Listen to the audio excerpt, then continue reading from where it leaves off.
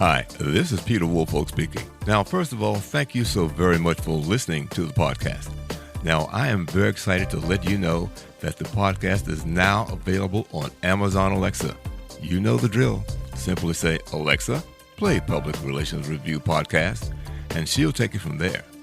And again, thank you for listening. And if you enjoy the program, please become a subscriber. Now, on to the podcast. Welcome. This is the Public Relations Review Podcast, a program to discuss the many facets of public relations with seasoned professionals, educators, authors, and others. Now, here is your host, Peter Woolfolk. Welcome to the Public Relations Review Podcast and to our listeners all across America and around the world. Now, first, let me say thank you to the Carolina Business Review Podcast for naming the Public Relations Review Podcast one of the 7 best business podcasts in North and South Carolina. And we were the only public relations podcast on that list. So thank you to our listeners and for all the guests that have made this podcast what it is today. Now, my guest today is Anita Ford Saunders. She's an APR and a 30-year veteran who joins us today from Hartford, Connecticut. In February of 2020, she restarted her consulting firm of AFS Communications, and she now consults with Just Giving Communications. Her past experience includes Director of Advancement Communications at Trinity College, Director of Marketing Communications for the United Way of Central and Northeastern Connecticut, and other senior positions. Now, while the Vice President of Corporate Communications at the Connecticut Public Television and Radio, she led her staff to winning numerous awards for this statewide network. Now, Anita perfected her craft as a news reporter at a number of television stations at Washington, D.C., Maryland, Michigan, and Massachusetts.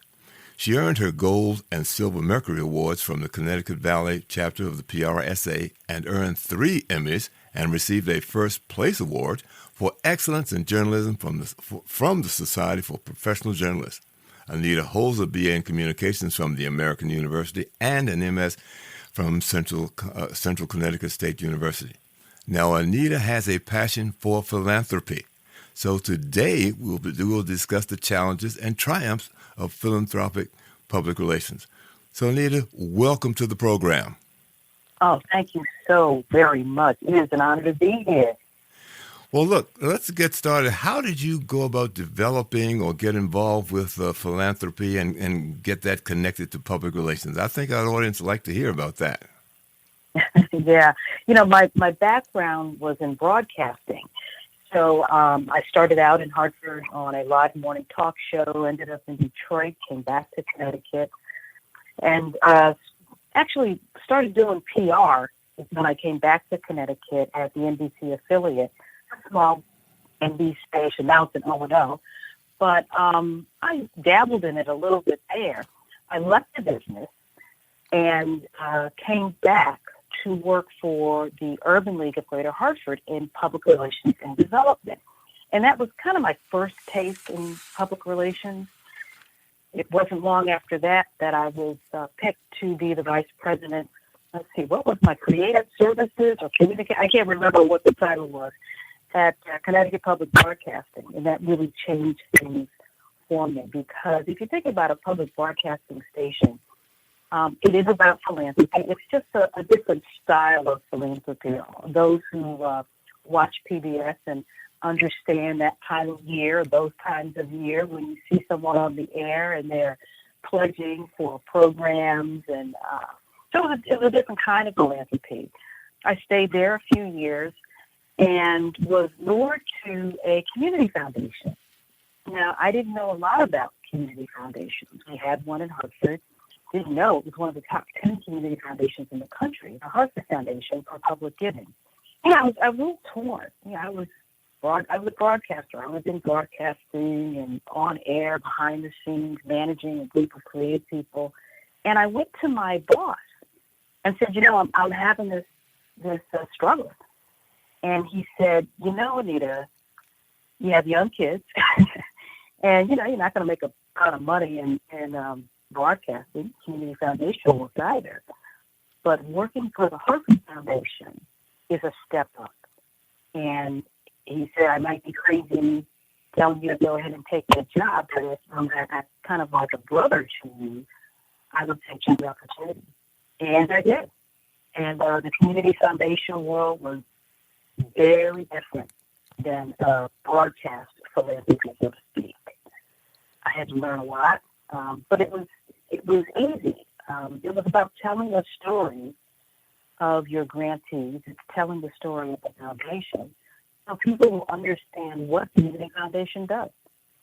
So once you decided you were going to buy in, how did you go about deciding what were the stories you were going to tell? How are you going to get people to understand and appreciate what that organization did, and obviously to write a few checks? Yeah. At that point in time, the Harvard Foundation, we used to say it was the best kept secret. Community foundations aren't shouting out their work. They tend to kind of travel under the radar. That's how they plan it. And I'm coming from broadcasting, we just shout it out all the time. So it was kind of a big change. But the executive director told me before I got there that they were ready to make a change. He understood that people needed to know more about the foundation. My dad had been a business person in Hartford for 27 years. And when I told him about the Harvard Foundation, he didn't know anything about it. And the story we had to tell was, you don't have to be a Rockefeller to give to the Harvard Foundation. And the organizations that the Harvard Foundation supports support everyone. It's about the quality of life in this region. And that's what a community foundation does. And that's the beauty of a community foundation. You've got family foundations, you've got corporate foundations, private foundations, but a community foundation works on the quality of life, improves the quality of life of the entire community in their particular area.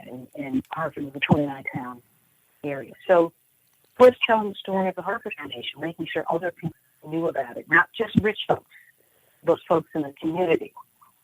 And then telling the stories of the grantees who were doing such great work. And they kind of weren't getting their props. Nobody really knew about it, not in a wide, I think, broad fashion. So they were just great stories. But I think the challenge was getting people in the community foundation world to understand that it was okay to toot your own horn. It's kind of like, oh, we don't talk about that. Well, no, you do. You're doing good work. So be proud of it. And it took a little while to get staff members to understand that it's okay to do that. It's interesting that you said that they didn't want to. Did they give you any reason why they thought it was not a good idea to talk about the community foundation? I think it was just tradition. We're New Englanders, and I can chalk it up to being a New Englander, a little prudent and held back a bit. But I might say that Community Foundation time probably felt the same way. That because a community foundation during that time, they received donations. If you can imagine this, I had a partner of mine who couldn't understand this. People give money to a community foundation. It is altruistic because they want to do good. Someone will leave money in their will, bequest, or donor advised fund, which means the donor is still living and they want to be involved in the philanthropy. Mm-hmm. Now they're giving circles. I'm a member of the Black Giving Circle that's associated with the Hartford Foundation. I live in Middlesex County in Connecticut, and there is 365 Fund, which is you give $365 to become a member. That money is pooled together, and the group that donates that money interviews and reviews nonprofits who are doing great things in the community. And then we decide as a group, well, maybe we'll give our money to this group, or maybe we'll give our money to these two groups. And possibly the foundation will add some money to the pot. Maybe they'll match what we're giving to an organization because of what they're doing in a community to raise up the quality of life for people in that community. Mm-hmm. It's a fun business. It is joyful. It is life-affirming in a lot of ways. It's hard work, but I loved it. I loved it. So once you convinced them that they had to tell the story, how did you go about developing what that story would be? And were there a variety of them? Because money coming from different sources, maybe they had to have a different line or bit of information so that they could relate to before they signed checks. How did you go about differentiating between the various givers that you wanted to approach? Well, it's certainly about it's public relations 101. It's about your audience. Mm-hmm. So, say you wanted to improve your relationship in the business community. The business community may not know a lot about the Hartford Foundation or any community foundation because community foundations, for the most part, depend on individual donations. So, you target a business community. What does a business person care about? They care about getting their name out there, and they also care about attaching their name to issues and causes that lift people up. Mm-hmm. You know, business people are the same as you and I. So some community foundations you might address business people in a certain way and speak to the benefits of what it would be for you to donate money. There are lots of different options as far as donating money to a foundation. There are different kinds of funds. I mentioned donor-advised funds because years and years and years ago, decades ago, most donors would leave money in their will. It would be a bequest. So when they die, $10 million goes to the foundation to work on housing or health or whatever the donor felt was important to them. Nowadays, and I can't even say nowadays, but many also years ago, donors decided that, I want to be involved in my philanthropy. I want to know what's going on. Right. I want to help out. I want to learn more about these organizations. Maybe I can get my friends to join in with me as well. So you have donor-advised funds. You have field of interest funds. Maybe it's the environment.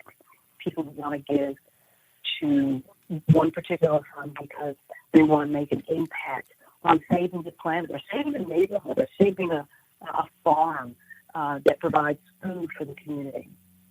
So it's your audience, it's who you're speaking to, and you have to do some research and find out what is important to them, what's important to the donor.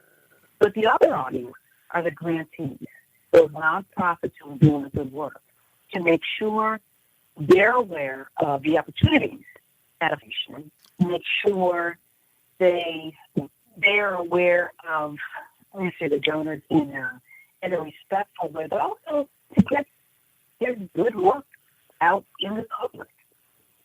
You know, you have an arts group, and arts take a really big hit often, but knowing that an arts organization is helping children stay off of the street, making sure that news gets out. And it's not about the foundation, it's about them. I think that's the difference, which might have gone along with foundations kind of wanting to travel under the radar. But foundations want to put and should put the grantees out in front, the nonprofits, because they're the ones that are doing the work in the community. Mm-hmm. What would you say has been your most challenging donor to approach? Yes, they believed that good to give, but for some reason they might have been reticent to do so. How do you go about convincing them that this is the right path to take through this particular organization? Well, part of my job was not to, which I love, was not to ask for money or to talk about it. Talk about giving it away. But when I think about challenges, one of the challenges we faced maybe 20 years ago was getting people to understand, again, I think I mentioned this at the beginning of the interview, you do not have to be a Rockefeller in order to make a difference in this community. And because everybody always thought you got to be a rich white person in order to donate $1 million. No, you don't have to be rich. You don't have to be white. You can be anybody and anything. You can start a scholarship fund in memory of a loved one. You can start a donor-advised fund. You can contribute to a giving circle. I'm not sure when their first giving circle started, and there are many, many giving circles around the country now.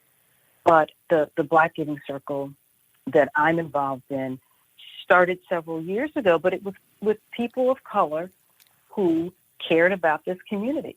And someone at the Hartford Foundation said, okay, let me contact, a few people. Let's talk about this. Let's talk about how this would really work. And each year, everyone in the giving circle gives the same amount of money. At the end of the year, we come together. There are nonprofits who make presentations. Say we might have 3 or 4 nonprofits that make presentations.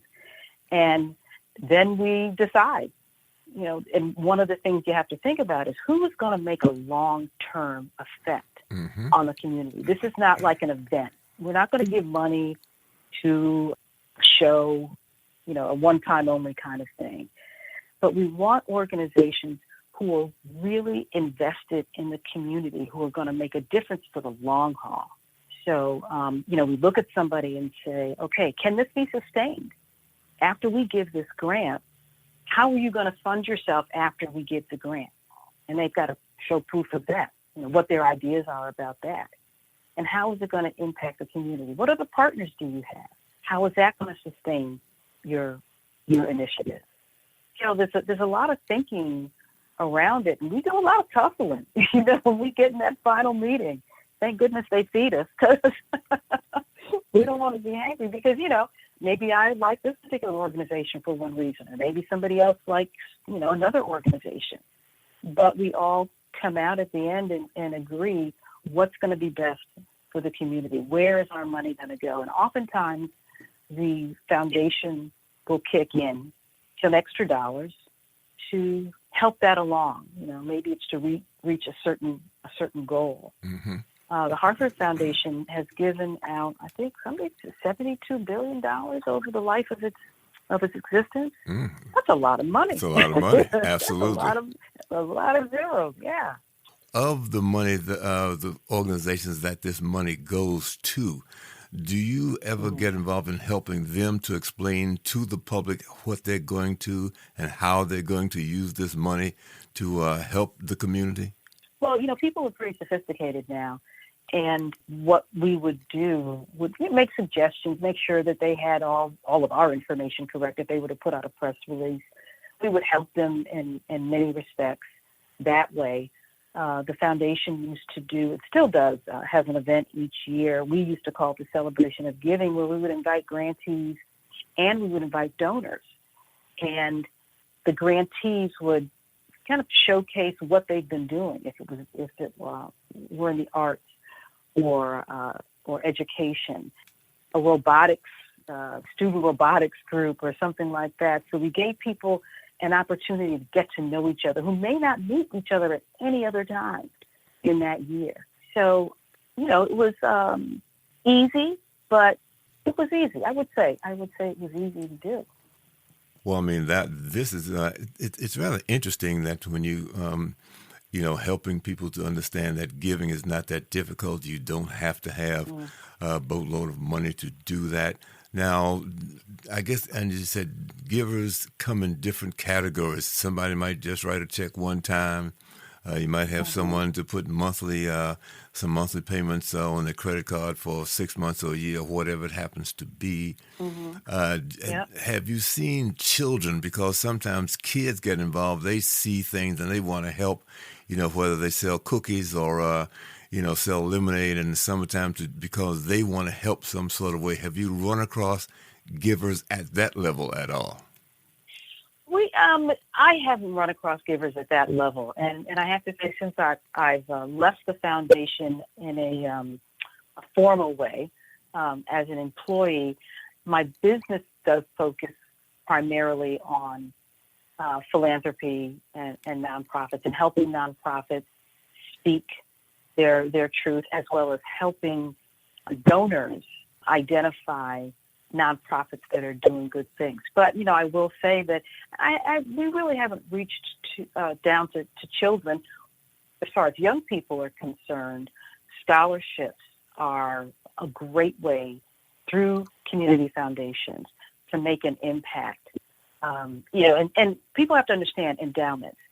And it's not about just giving your money. All that money is pooled together, and it's invested.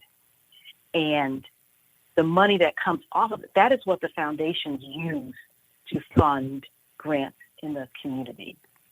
I talked a little bit about the different types of gifts, gift annuities, charitable IRA rollovers, things that puzzled me. When I walked in the door, I had no idea what they were. Still really don't have. I'm not an attorney. Don't understand. But there are a lot of different ways. Your insurance. I remember I walked into the office one day, and one of the people in development was saying that somebody had a cottage on the Cape. You kind of have to say, well, is that something we really want to be responsible for? Selling. Some gifts you take and some gifts you don't. But there are a lot of different ways people can give and then still live off of the money that they have. Maybe with an IRA. It's the best gift to give for a foundation or a nonprofit is unrestricted money, meaning that you are trusting the organization to make the decision to use the money the way it's needed.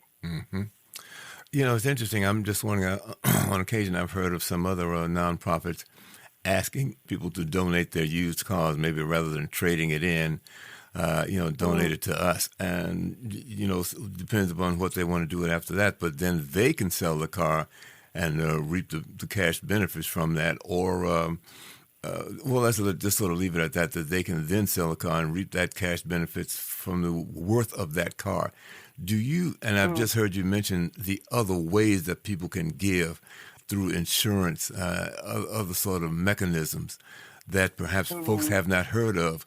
Do you have a few more that you can say that, here's a way for you to give without it causing you any major difficulties? Yeah, I would really say one way that people start giving are through scholarships. We are very involved in education and making sure that education is equitable and that people get an opportunity to attend college. So a great way to start off is a scholarship. And they're different, as I said, they're different kinds of funds. A community foundation, philanthropy, and I know the car, donate your car, that's philanthropy as well. But a community foundation is not going to get into the mechanics of taking somebody's car and then selling the car for whatever it might be worth. The opportunities are a little more sophisticated, but they're still, easy. I mentioned business donors or the giving circles, and I use myself as an example. I am not a Rockefeller. I don't have a lot of money, but I do have enough to give each year to this giving fund, to the giving circle. There's also a Latino endowment fund and catalyst fund at the Harvey Foundation. I do have enough money to contribute, to add to that, and maybe that's how I start my philanthropy. Maybe if I'm lucky enough to run into a great deal of money, maybe I'll start a donor advised fund. I was on the board of the Middlesex County Community Foundation many years ago and started a fund there. And, it might have $1.50 in it, but, we keep giving and keep giving. And, it has to reach a certain level before you can make a grant from that. My sorority, we were, one of our sorors who passed away left us a great deal of money, and we knew she wanted this to go to education, to scholarships. And she lived in this particular county. And so we worked with the foundation. They took the money. We are able to interview whomever we want for that particular scholarship and make sure that every year an individual gets that scholarship in the name of our soror. So, what people, I think, have to understand is this is not about immediate gratification. Philanthropy, good philanthropy, is for the long haul. And it's an investment. And you have to think bigger, the bigger picture, rather than sometimes we think kind of small. I want immediate gratification. I want to give this and get that, or just get that. Mm-hmm. But it's a mature mind that can think about the broader picture, the bigger picture. Why am I giving to a fund for the environment? Why am I giving to a fund for social justice? So it's sophisticated, may be the wrong word, but it's broader. It's much, much more thoughtful in the giving by the donors as well as the recipients of the gift. You've got giving circles who have given more than $1 million since its inception. Some have been around for a very, very, very long time.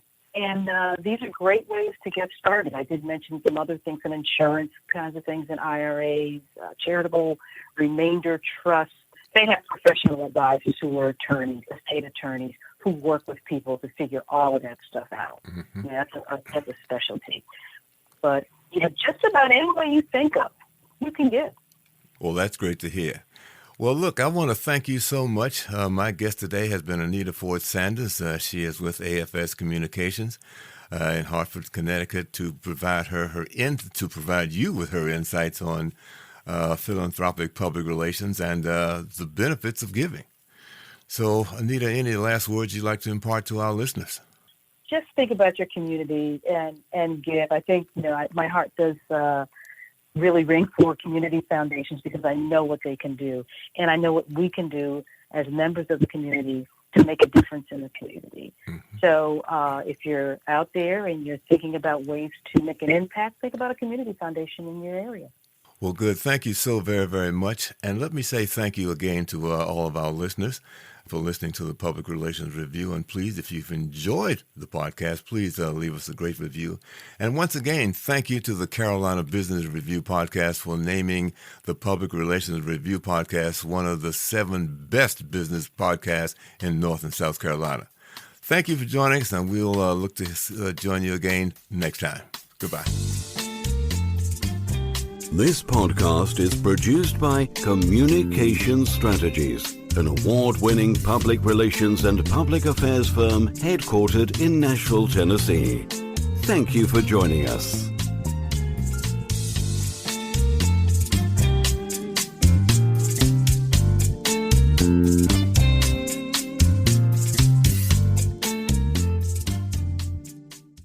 Hello, this is Peter Woolfolk. First, let me say thank you so much for being a listener. Now, I want to alert you to our shiny new podcast website located at podpage.com. However, you can go directly to the podcast site located at publicrelationsreviewpodcast.com. There, you can contact me through email. You can leave a voice message. You can leave a review. You can read an episode blog and frequently learn about the podcast guests. You might also want to suggest podcast topic ideas or even suggest a guest. You can also let me know if you would like to receive our podcast listener logo that you can post on your social media. So I look forward to hearing from you about our new podcast website. Thank you so much for listening to the Public Relations Review Podcast, and have a great day.